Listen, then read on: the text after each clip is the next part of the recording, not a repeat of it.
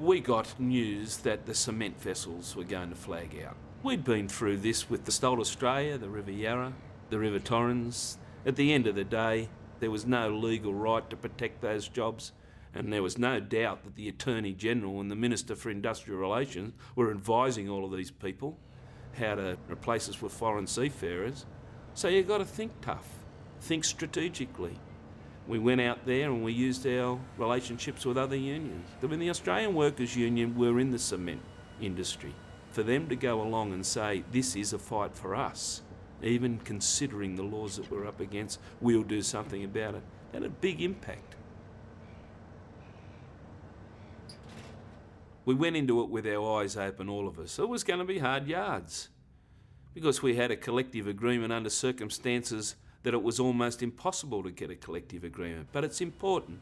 Once you're there and organised, once you're on the vessel, you can develop the framework to repair and develop better conditions. That's what we learned after the Patrick dispute. We had to go back through the gate under greatly reduced conditions of employment, and over hard organising, collective action, mature commitment by all parties, we were able to work our way back into a position where better conditions prevail.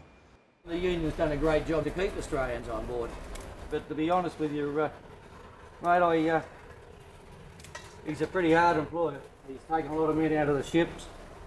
I wake up some mornings now, I come down here in the galley and I'm turning around in bloody circles because I'm that fatigued. We're really getting around and making those vessels operate under raw-boned manning. Now, I don't think it's the right manning, either the crews do. But we're out there showing people that we do the work. Now, they were hard yards in dark years. But the one thing you do over a period of time is find great reserves of courage and determination to see the end. We've seen the end. Howard's gone. His rotten government's gone.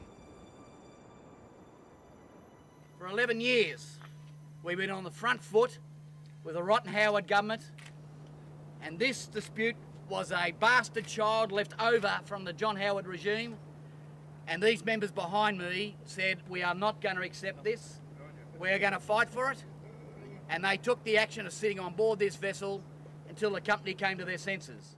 The mood was there. There wasn't this hairy-chested, anti-working class government in the country. The confidence of the workers was up. Every one of them has now permanent jobs back with Guardline.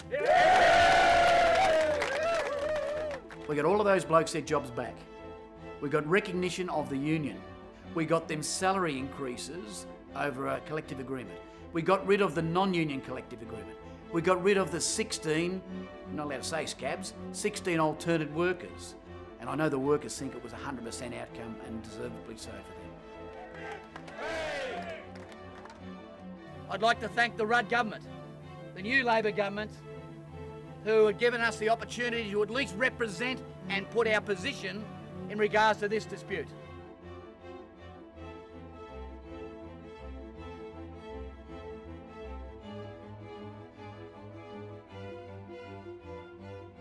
Why are we the way we are? It's because the industry's been suppressed.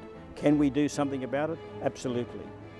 If Australian shipping was placed on the same level playing field as foreign flag shipping, in many cases they would be the preference, particularly of a number of major Australian companies.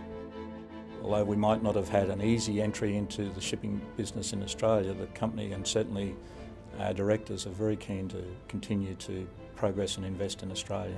We're an island nation and the country is growing. The opportunities are huge. There was an article in Logistics magazine talking about sea transport being the most cost-effective and environmentally effective transport mode. The domestic sea freight task in this country is tipped to double in the next 7 or 8 years, and the opportunity is now presenting itself with Minister Albanese to take that next step. And it's our time. It's a great moment in many ways.